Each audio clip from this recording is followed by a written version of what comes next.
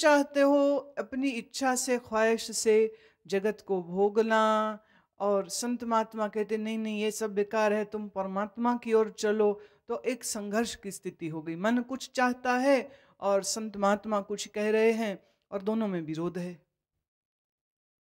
इसलिए लड़ाई चलती रहती है। तथा कथित धार्मिकों के मन में देखना चाहते हैं, सब मजाक करना चाहते हैं, लेकिन कर नहीं पाते हैं।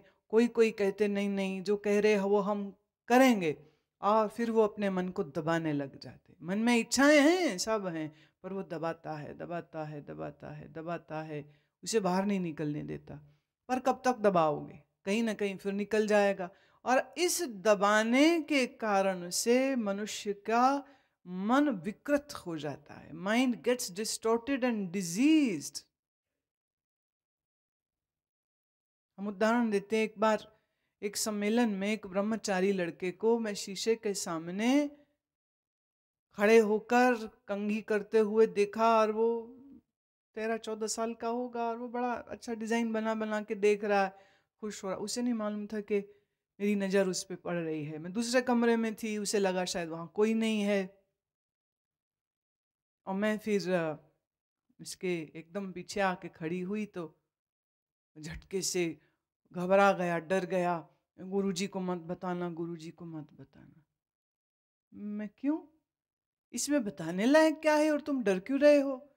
बोले नहीं, ब्रह्मचारी संकल्प लेते ही बाल में तेल लगाना और कंघी लगाना मना होता है। और मैं कर रहा था, आप अगर बता देंगे तो गुरुजी घर भेज देंगे। मैं तो तुमको अगर यहाँ इस तरह से रहना पड़ रहा है तो तुम रह ही क्यों रहे हो? कहते घर में गरीबी बहुत है, माँ बाप ने यही इसलिए यहाँ भेजा, कुछ पढ़ लिख लूंगा, 2 समय खाना मिलेगा। और वो ये सोचते हैं कि धीरे धीरे मैं कथा करनी सीख जाऊंगा, और कथा करनी सीख गए तो फिर तो कोई कमी नहीं रहेगी।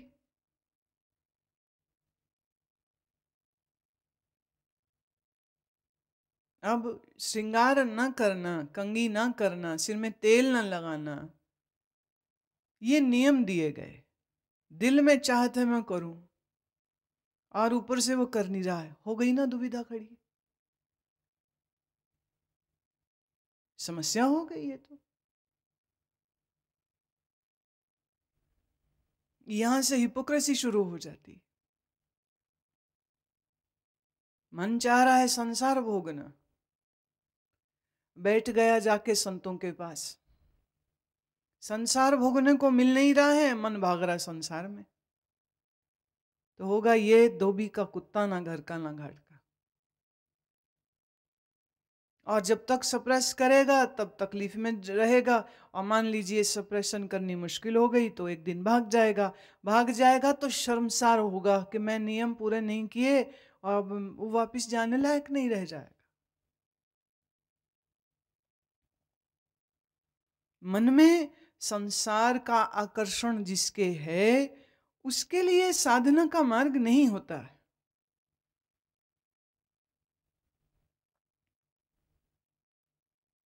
साधना के मार्ग के लिए जिस वैराग्य की आवश्यकता है, वो वैराग्य को कल्टीवेट करना पड़ता है। You have to grow that in you, the dispassion, it doesn't comes automatically.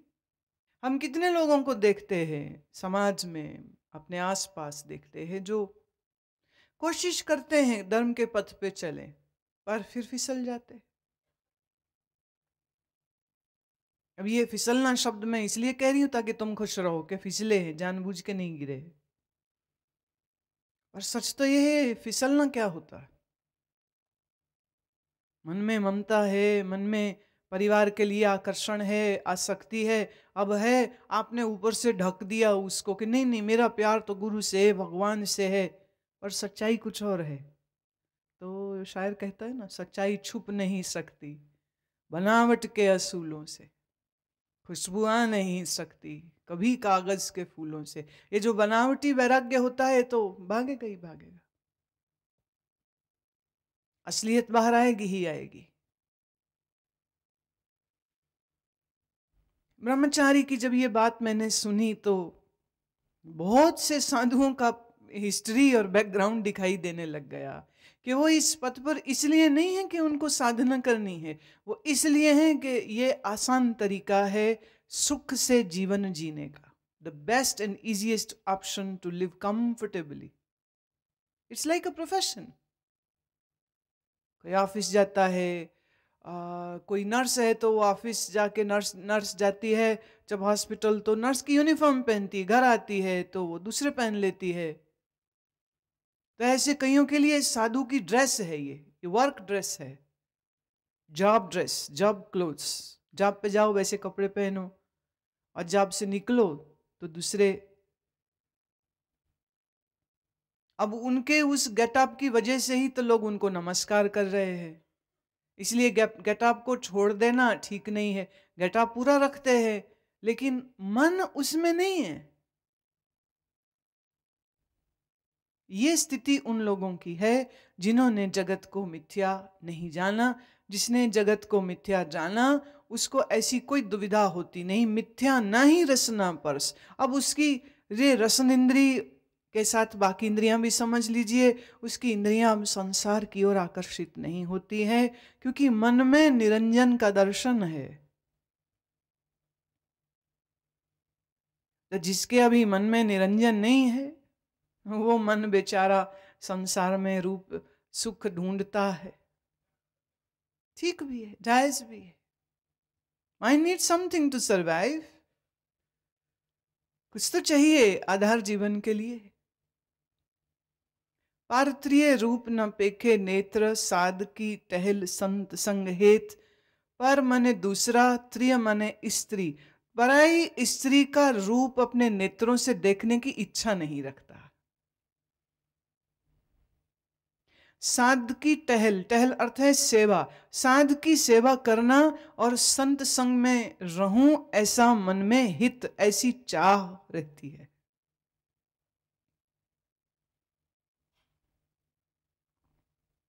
करण न सुने काहू की निंदा, सबते जाने आपस को मंदा। अपने कानों से किसी की बुराई सुनना उसे पसंद नहीं है। ये किसकी बात कह रहे हैं? उर तारे अंतर जो नाम, ये उस भक्त की स्थिति बता रहे हैं, एक साधक की स्थिति बता रहे हैं। अब जरा आप अपने आप को देखिए, दूसरे की बुराई सुनने में कितना मजा आता है, और उससे ज्यादा मजा आता है किसी की बुराई करने में।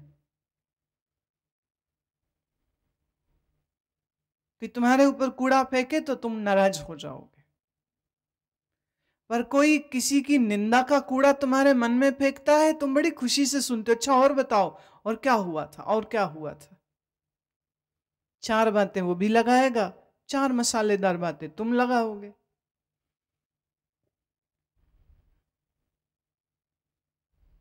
कारण ना सुने काहू की निंदा। भक्त वही है जो किसी की निंदा सुनता नहीं है, और अपने आप को वो सबसे बुरा मानता है। सबते जाने आपस को मंदा, मंदा अर्थ बुरा। वह अपने मन को बुरा जानता है, वह अपने मन की बुराइयां, अपने मन की कमियों को देखता है, अपने जीवन की कमियों को देखता है, वो दूसरों की कमियों को नहीं देखता है। आदमी का मन अपने से ज्यादा दूसरों पे रहता है। दूसरे की बुराई ढूंढने में मजा आता है, अपनी बुराई देखेगा नहीं, दूसरे की कोई छोड़ेगा नहीं। क्यों? क्योंकि अपने आप को वो अच्छा समझता है। लेकिन भक्त अपने आप को ऐसे किसी व्यर्थ के अभिमान में नहीं रखता है। आप अपना मन तो टोल के देख लीजिए ना। कोई उठ के आके जोर से तुमको तुम्हारी कोई कमी कहे तो सुनना अच्छा लगता है क्या? मजबूरी में अगर सुन भी लो तो बाद में बदला लोगे।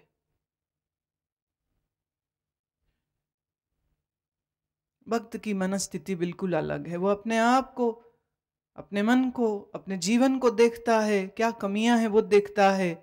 और चूंकि वो अपने आप को एनालिसिस करने में इतना बिजी है, दूसरों पर नजर जाती ही नहीं, देखे ही क्यों, जाए ही क्यों वो वहां पर।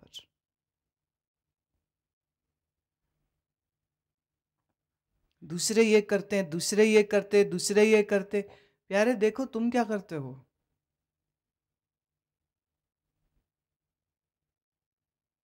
अपने आप का परीक्षण जो नहीं करता है वो साधक कैसे हो सकता है?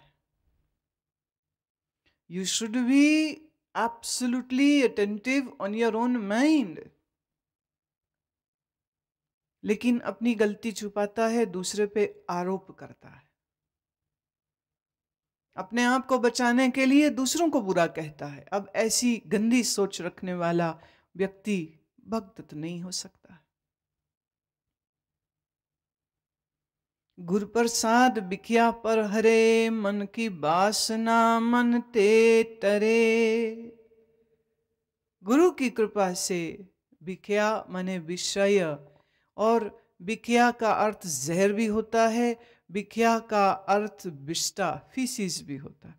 संसार को जहर समझ के उससे पीछे हट जाता है। किसकी कृपा से? अब उसमें भी वो अपने नंबर नहीं बना रहा। हम वैरागी हुए, हम ज्ञानी हुए, इसलिए हम पीछे हट गए।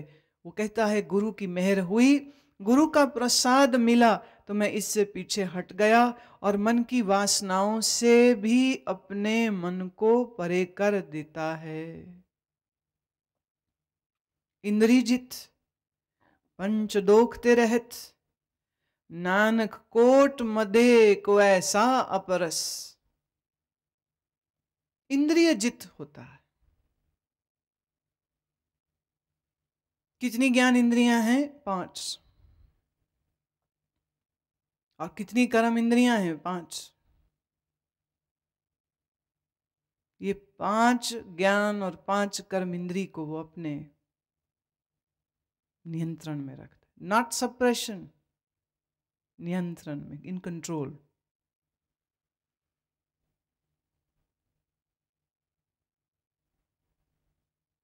बहुत बार जब तुम कहते हो हम बाजार गए, तो बाजार तुमको ले जाने वाली आंखें होती हैं। आंखों को देखना है दुनिया का राग रंग। चलो चलो चलो देखते हैं, चलो चलो चलो कुछ सुनते हैं, कुछ खाते हैं, चलो उस बगीचे में बड़ी फूलों की सुंदर सुंदर खुशबू है, और शरीर पीछे पीछे चला गया साथ में, इंद्री की उस इच्छा को पूरा करने के लिए। भक्त कौन है? जो इंद्रिय जित और पंच दोख ते रहत। दोख अपभ्रंश है, दोष का। पंच दोषों से रहित होता है मन। मन के 5 दोष हैं।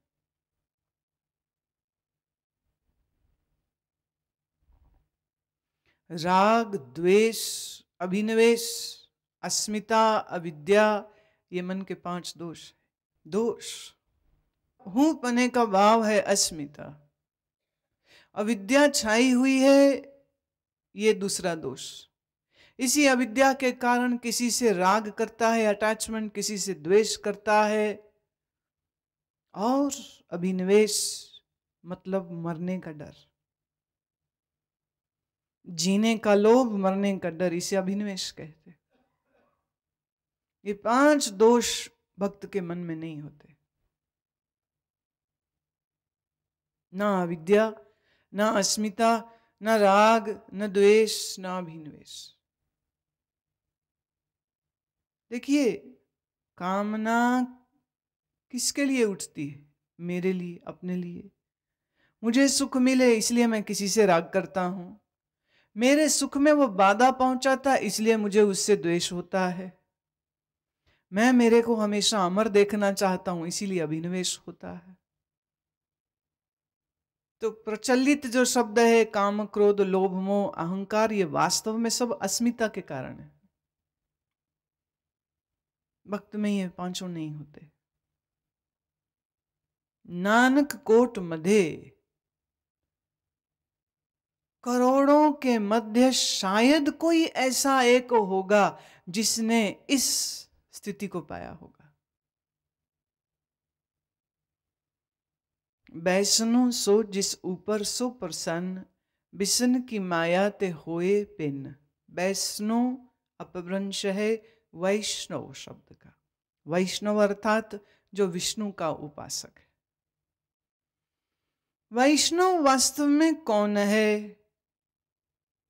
वो जो विष्णु की मूर्ति पूजा करे, वो जो ओम नमो भगवते वासुदेवाय बोले, वो जो तुलसी पूजे, तुलसी धारण करे, कौन होता है विष्णु का भक्त? कहते हैं विष्णु की माया ते होए भिन्न, जो विष्णु की माया से अलग हो जाता है वो असली वैष्णव होता है।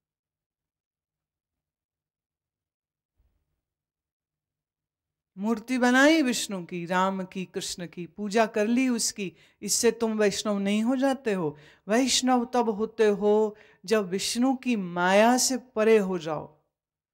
Not running after maya, not attached, and maya can't then make you delusional. ये है कहते असली वैष्णव।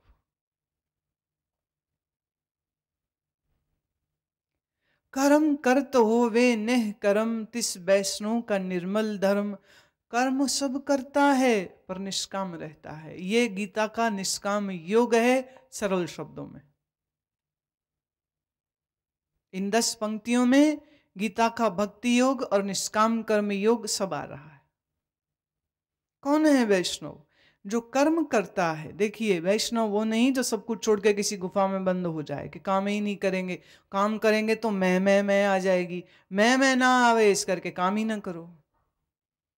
कुछ नहीं, काम तो करेगा पर अहम रहित होके करेगा। कर्म और कर्म के फल को ईश्वर को अर्पित कर देगा। इस कारण इस निष्काम भक्त के जीवन के निर्मल धर्म होते। ऐसा निर्मल धर्म है उसका। काहू फल की इच्छा नहीं बाछे, केवल भगत कीर्तन संग राचे।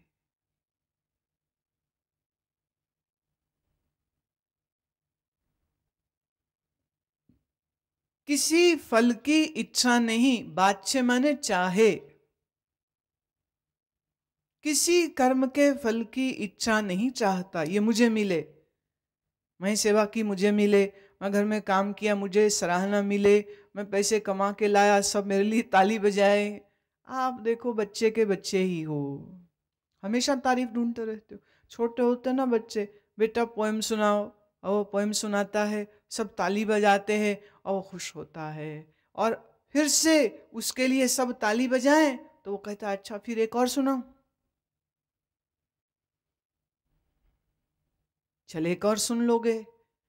बच्चा कहता अच्छा अब एक और सुनाओ, अरे नहीं बस अब छोड़ दो। तो बच्चे को गुस्सा आता है मेरी अगली क्यों नहीं सुन रहे। क्या उसको सुनाने की रुचि नहीं, वो जो तालियां बजती ना शाबाश सुनाई पड़ता है उसके लिए का। फिर वो कोई और जगह ढूंढता है, कोई तो सुने मुझे। अब देखो सब बैठ के सुन रहे हैं, एक बच्चा हीरो बन के पोएम बोलता है, सबकी अटेंशन मिलती है, सब तालियां बजाते हैं, शाबाश शाबाश बोलते हैं। ये शाबाश शाबाश उसके ईगो का बूस्टर है। स्कूल जाता है तो चाहता है वहां पर भी अब मैं ही स्टेज पे खड़ा हूं, मैं ही डिक्लामेशन कॉन्टेस्ट जीतूं। कॉलेज जाता है तो वहां पर भी सोचता है स्टूडेंट यूनियन का हेड बन जाऊं, सब मेरी ओर देखें, सब मुझसे पूछें। घर परिवार समाज में भी चौधरी बनना चाहता है, सब मुझसे पूछो, और अगर उनसे पूछे बगैर कुछ काम कर लिया बस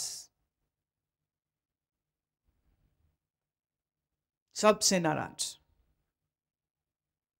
और घर में तो कोशिश रहती ही रहती है, फिर धीरे धीरे वो गुरुद्वारों और मंदिरों की समितियों में अपनी जगह बनाता है कि अब वहां पे सब लोगों को मैं बोलूं सब सुने। और कोई रोटरैक्ट और लायंस क्लब का मेंबर बन जाता, फिर वहां प्रेसिडेंट बनने की कोशिश करता है, मैं स्टेज पे खड़े होकर बोलूं सब मुझे सुने। इस मैं को बड़ा करने के लिए कुछ भी करता है।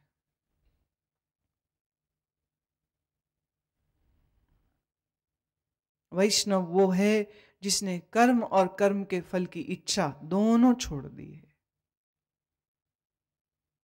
बोझ मुक्त है। केवल भगत कीर्तन संग राचे, उसका मन सिर्फ भक्ति करने में, कीर्तन करने में, इसमें जुड़ता है, बाकी उसका मन और कहीं नहीं जुड़ता है। मन तन अंतर सिमरन गोपाल, सब ऊपर होवत कृपाल। मन में गोपाल का सुमिरन चलता है, मन में और तन में तन में माने मौखिक जप, उपांशु जप, विस्परिंग नोट में जब कोई जप करे, दैट इज कॉल्ड उपांशु जप, बोल के करना और मन में करना। मन में, तन में, श्वास में गोपाल का सुमिरन करता है और सबके ऊपर कृपालु रहता है, सबके ऊपर प्यार रहता है, नाराजगी किसी से नहीं। आपकी किससे नाराजगी होती है? जिसने आपकी मर्जी ना पूरी की हो, जिसने आपकी इच्छा ना पूरी की, उससे नाराजगी होती है।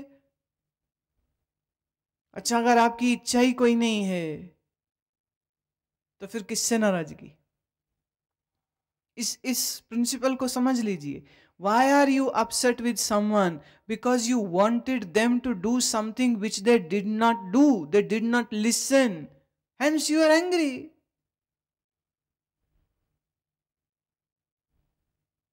But if you don't expect anyone to do anything for you, would you be angry with that person or any person or a group of a person? No way.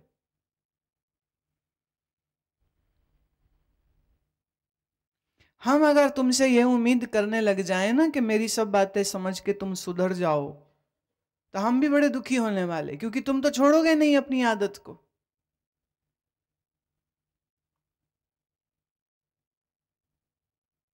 तो हम भी जब बोलते हैं तो निरीक्षित होकर बोलेंगे तो हम ठीक रहेंगे, और अगर इच्छा रख के बोलें कि तुम सुधर जाओ, बदल जाओ, भक्त हो जाओ, ध्यानी हो जाओ, ज्ञानी हो जाओ, और तुम्हारी आदतें हैं नहीं अच्छे काम करने की, रजोगुण तमोगुण इंपल्सिस इतनी स्ट्रांग हैं, इसलिए कोई बदले ना बदले। और हमें ये पता है कि बदलेगा उस दिन जिस दिन इसका अहंकार कहेगा अब बदल कर रहूंगा, मेरे कहने से थोड़े बदलेंगे, उसमें भी अहंकार की पुष्टि करेगा। पर कोई बात नहीं, इस अहंकार से चले तो सही साधन मार्ग पे।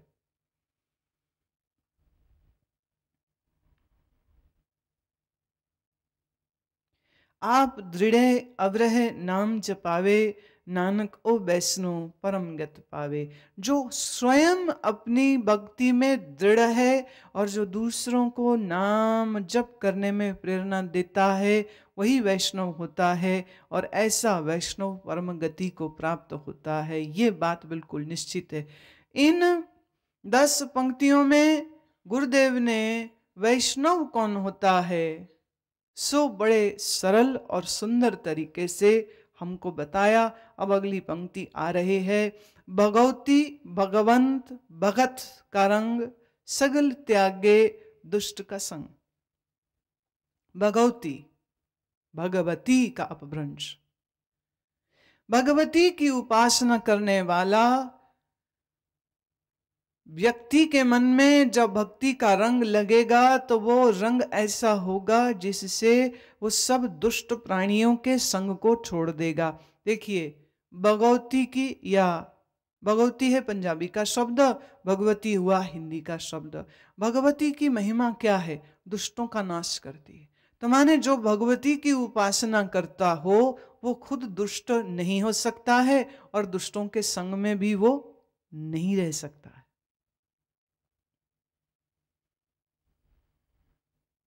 मनते बिन से सगला परम, कर पूजे सगल पार ब्रह्म। मन से सब भ्रमों को वो दूर कर देता है और मन में उसी पार ब्रह्म की पूजा करता है। पहले बताया वैष्णव कौन, अब बता रहे हैं कि भगवती का भक्त कैसा होना चाहिए। भगवती का अर्थ है आद्य शक्ति, चित्ती शक्ति, ज्ञान शक्ति। और ये जो भगवती की मूर्ति आप देखते हैं, यह वास्तव में उसी सूक्ष्म अनंत को समझाने का एक ढंग है। सत्य स्वरूपा, चित्त स्वरूपा, ज्ञान स्वरूपा भगवती। हिंदुस्तान एक अकेला देश है जहां भगवान को ही नहीं, शिव भी दिखाया गया। जहां एक तरफ विष्णु रूप से दिखाया, वहां एक तरफ से भगवती के रूप में दिखाया। भगवती कहते हैं शेर की सवारी करती है। शेर क्या है? माया, ये प्रकृति,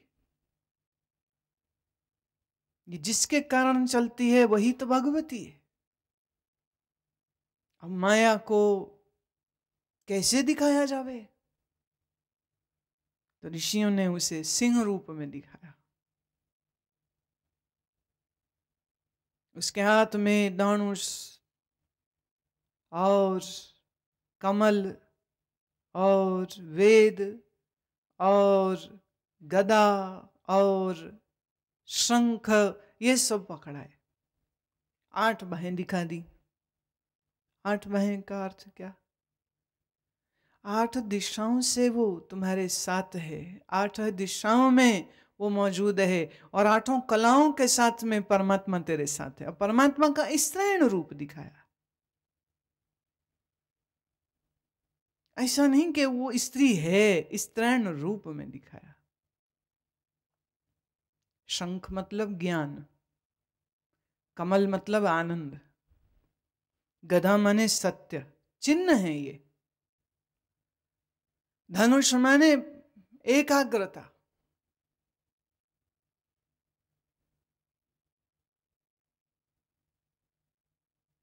तलवार माने विवेक।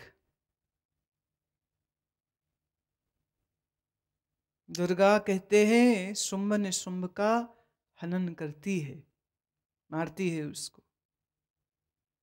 शुंभ क्या है?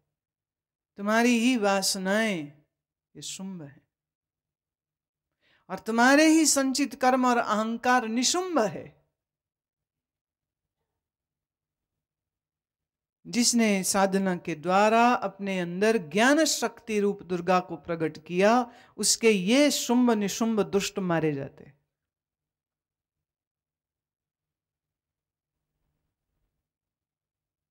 अब सांकेतिक भाषा है, सिंबलिक भाषा है। It is all in the coded language. People now have forgotten what the code means. They have just taken the code as literally. It was just a reminder.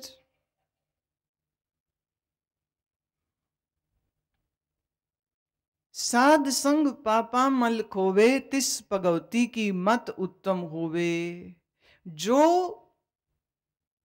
जो व्यक्ति साधु संग करेगा उसका मन मल रहित हो जाएगा और उसकी मति उत्तम हो जाएगी, श्रेष्ठ हो जाएगी।